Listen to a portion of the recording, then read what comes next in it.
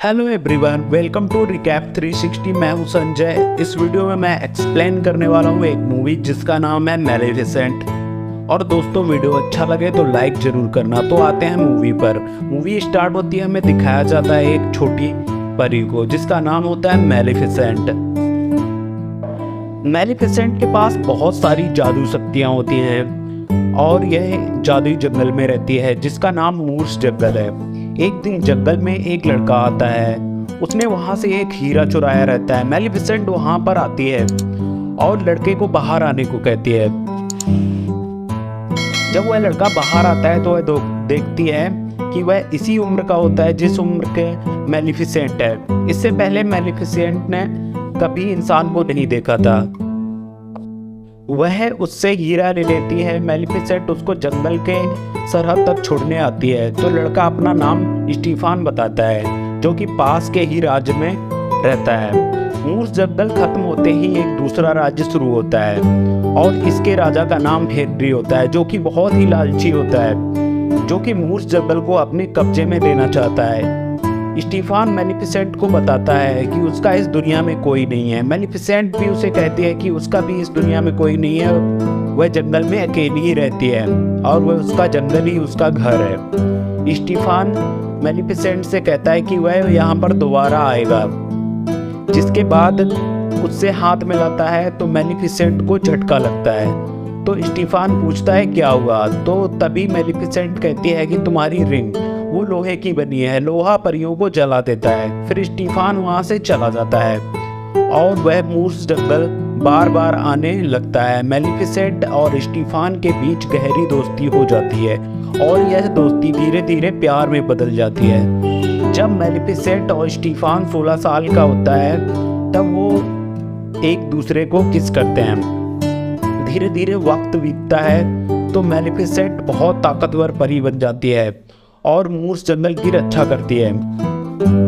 दूसरी तरफ हम देखते हैं कि स्टीफान का लालच राज्य पाने की ओर होता है और उसने बचपन में कहा भी होता है कि मैलेफिसेंट से कि मैं उस बड़े से किले में रहूंगा। मैलेफिसेंट उससे इंतजार करती रहती पर वह बहुत वक्त बाद तक नहीं आता। साथ ही मैलेफिसेंट को इंसानों के लालच और ईर्ष्या के बारे में कुछ नहीं पता होता है। अब दिखाया जाता है कि राजा हेनरी मूर्स जंगल पर कब्जा लेना चाहता है। वह मूर्स जंगल की सरहद पर अपनी सेना लेकर आ जाता है। तभी मैलेफिसेंट आ जाती है। मैलेफिसेंट राजा हेनरी से कहती है राजा अपना पैर जंगल की सरहद पर मत रखना, लेकिन राजा हेनरी नहीं मानता है और वह अपनी सेना लेकर जंगल में घुसने की कोशिश करता है। तभी जंगल से तरह तरह के क्रीचर बाहर आते हैं और वह इंसानों पर हमला बोल देते हैं। जंगल के प्राणियों और इंसानों के बीच एक घमासान युद्ध होता है जिसमें मैलेफिसेंट राजा हेनरी को बुरी तरीके से घायल कर देती है और राजा हेनरी की सारी सेना भाग जाती है। अब राजा हेनरी घायल होता है तो वह अपने लोगों को महल में बुलाकर कहता है कि जो भी उस पंखों वाली क्रिएचर को मारकर मेरे पास लाएगा उससे मैं अपनी बेटी की शादी कर दूंगा और उसे राजा बना दूंगा। स्टीफान भी वहीं खड़ा ये सब बातें सुन रहा होता है। जिसके बाद स्टीफान मूर्स जंगल आता है। वह मैलेफिसेंट से मिलता है। वह मैलेफिसेंट से कहता है कि राजा हेनरी तुम्हें मारना चाहता है, तुम्हें अपना ध्यान रखना होगा। मैलेफिसेंट को उस पर बहुत भरोसा होता है क्योंकि वह उससे प्यार करती है। ये दोनों बहुत देर तक बातें करते हैं। बातें करते करते स्टीफान मैलेफिसेंट को एक पानी देता है जिसमें कि नींद की दवा रहती है। मैलेफिसेंट गहरी नींद में सो जाती है। स्टीफान अपना चाकू निकालता है और उस पर मारने की कोशिश करता है पर स्टीफान का दिल नहीं मानता, वह उसको मार नहीं पाता है। लेकिन स्टीफान वहां से चला जाता है। जब मैलेफिसेंट सुबह जगती है तो वह देखती है कि उसके अब पर नहीं रहे। दरअसल स्टीफान ने उसके पंख काट लिए होते हैं। जिसके बाद मैलेफिसेंट बहुत रोती है क्योंकि उसके साथ धोखा हुआ है। उसकी सबसे प्यारी चीज जिससे वह आसमान में उड़ सकती है वो उससे छीन लिए गए हैं। अब स्टीफान पंखों को लेकर सीधे राजा हेनरी के सामने पटक देता है, जिसके बाद राजा हेनरी स्टीफान को राजा बना देता है। दूसरी तरफ मैलेफिसेंट टूट चुकी होती है क्योंकि उसके पंख नहीं रहे हैं और जंगल में उसे हर जगह चलकर जाना पड़ता है। एक बार जब एक आदमी एक कौवे को जाल में फंसाकर मार रहा होता है तो मैलिफिसेंट वहां आ जाती है और कौवे को इंसान में बदल देती है। और वह कौवा मैलिफिसेंट को बहुत धन्यवाद करता है और कहता है, मैं सारी ज़िंदगी आपका आभारी रहूँगा, आपकी सेवा करूँगा।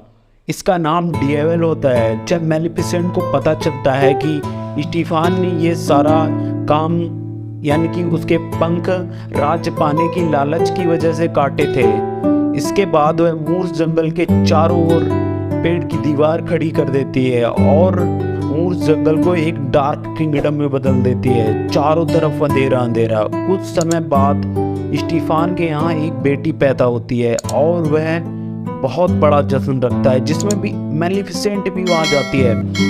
वह लड़की के ऊपर अपना हाथ रखती है और कहती है, यह सुंदर होगी, इसे हर कोई प्यार करेगा। जब यह 16 साल की होगी तब चरखे की सुई इसकी उंगली में चुभेगी और उसके बाद यह गहरी नींद में सो जाएगी और यह कभी नहीं उठेगी। स्टीफान उसके सामने गिड़गिड़ाने लगता है, भीख मांगता है। मैलिफिसेंट कहती है, ठीक है, अगर 16वें जन्मदिन पर इसको किसी सच्चे प्यार करने वाला इसको किस करता है तो यह बच जाएगी, अन्यथा यह मर जाएगी। और यह श्राप सुनकर राजा स्टीफान बहुत डर जाता है। वह बच्ची को, जिसका नाम अरोरा है, 3 नन्ही परियों को दे देता है और कहता है कि इसे यहाँ से दूर ले जाओ और 16 साल एक दिन की हो जाए तब वापस लाना, ताकि मैलिफिसेंट का श्राप कट जाए। और साथ ही वह अपने आदमियों को मूर्स जंगल में भेजता है मैलिफिसेंट को खत्म करने के लिए। पर मैलिफिसेंट जंगल के चारों ओर पेड़ की दीवार बना देती है। स्टीफान के लोग इस दीवार को जलाने की पूरी कोशिश करते हैं पर वे कुछ नहीं कर पाते। दूसरी तरफ मैलिफिसेंट को पता होता है कि अरोरा कहाँ पर है। वह वहां जाती है और अरोरा को डराने की पूरी कोशिश करती है, लेकिन उल्टा वह उसको देखकर हंसने लगती है और बिल्कुल नहीं डरती। मैलिफिसेंट और उसका कौवा अब अरोरा की निगरानी करते हैं। एक बार अरोरा एक तितली का पीछा कर रही होती है और वह पहाड़ से गिरने वाली होती है, क्योंकि 3 नन्ही परियों को ध्यान रखने को कहा गया था पर वो उसका ध्यान नहीं रखती हैं और अरोरा पहाड़ से नीचे गिर जाती है। लेकिन मैलिफिसेंट अपने जादू से पेड़ के जरिए उसको बचा लेती है। अब धीरे धीरे कहीं ना कहीं मैलिफिसेंट के अंदर अरोरा के लिए प्यार जाग रहा था, क्योंकि मैलिफिसेंट दिल से बुरी नहीं होती है, उसे हालात ने, वक्त ने बुरा बना दिया होता है। धीरे धीरे वक्त बीतता है तो अरोरा अब बड़ी हो जाती है और यहाँ पर जो नन्ही परियां हैं उन्हें इसका ध्यान रखना है, वे लापरवाह होती हैं तो मैलिफिसेंट ही उसका ध्यान रखती है। धीरे धीरे और समय बीतता है तो अरोरा 16 साल की होने वाली होती है और अब मैलिफिसेंट को चिंता होती है, क्योंकि उसने एक श्राप दिया होता है कि जब यह 16 साल की होगी तो यह मर जाएगी। लेकिन मैलिफिसेंट अब ऐसा बिल्कुल नहीं चाहती कि वह मर जाए और वह उस पर, जब वह सो रही होती है तब उस पर अपना सारा जादू करती है, लेकिन कुछ नहीं होता है, उसका श्राप नहीं कटता है, क्योंकि मैलिफिसेंट ने लास्ट में कहा होता है कि धरती की कोई भी ताकत इसको काट नहीं सकती। जंगल में अरोरा को एक लड़का मिलता है जिसका नाम फिलिप होता है।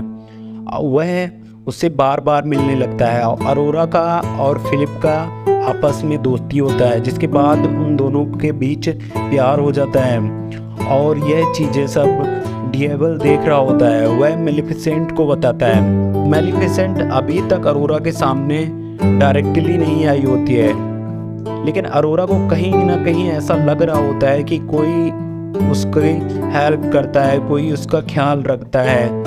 तो जब वह देखती है उसको तो वो पहचान जाती है। वो कहती, गॉड मदर आप हो, मैं आपको पहचानती हूँ। और वो जो आपके साथ कौवा रहता है डिएवल, उसको भी पहचानती है वो। फिर कुछ समय बीतता है। एक दिन अरोरा मैलिफिसेंट से पूछती है कि सारी परियों के पंख हैं पर आपके क्यों नहीं हैं। तो मैलिफिसेंट भावुक हो जाती है और बताती है कि मेरे भी पंख हुआ करते थे, मैं हर जगह उड़कर जाया करती थी, लेकिन किसी की लालच की वजह से मेरे पंख काट लिए गए।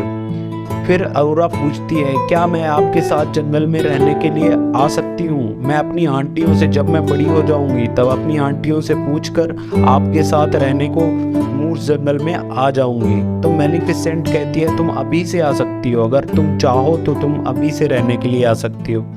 अरोरा अपनी आंटियों से जाकर पूछती है, वह कहती है वह अपनी गॉड मदर के साथ मूस जंगल में रहेगी। इतने में एक परी के मुंह से निकलता है, नहीं तुम कहीं नहीं जाओगी, मैं तुमको तुम्हारे पिताजी के पास लेके जाऊंगी। दरअसल इन लोगों ने बता रखा होता है अरोरा को कि उनके माता पिता मर चुके हैं, लेकिन अब तीनों परियों को अरोरा को सब बात सच सच बतानी पड़ती है और वह समझ जाती है जिस परी की ये बात कर रही हो और कोई नहीं है, मेलिफिसेंट है, उसकी गॉड मदर है। अरोरा गुस्से में वहाँ से जाकर मेलिफिसेंट से वो सब पूछती है, क्या आपने ऐसा किया? तो मेलिफिसेंट सारी बातें एक्सेप्ट करती है कि हाँ हमने ऐसा किया, पर उसके पीछे कारण था। तभी अरोरा गुस्से में वहाँ से चली जाती है और वह सीधे अपने पिताजी के पास जाती है। स्टीफान अरोरा को देखकर काफ़ी गुस्सा करता है क्योंकि उसने कहा था कि अरोरा को एक दिन बाद लेके आना, उसके जन्मदिन से एक दिन बाद लेके आना, लेकिन वह एक दिन पहले आ गई होती है। वह अपने आदमियों से कहता है अरोरा को एक कमरे में बंद कर दो और जन्मदिन के एक दिन बाद खोलना है इसको। सिपाही वैसा ही करते हैं, अरोरा को एक कमरे में बंद कर देते हैं, लेकिन अरोरा मंत्र मुक्त होकर उसी कमरे में पहुंच जाती है जिसमें इस चरखे रखे होते हैं। राजा स्टीफान ने सारे चरखे जहां पर एक कमरे में रखा दिए होते हैं और वह चरखे की एक सुई पर उंगली रखती है जिससे अरोरा बेहोश हो जाती है और वह गहरी नींद में सो जाती है।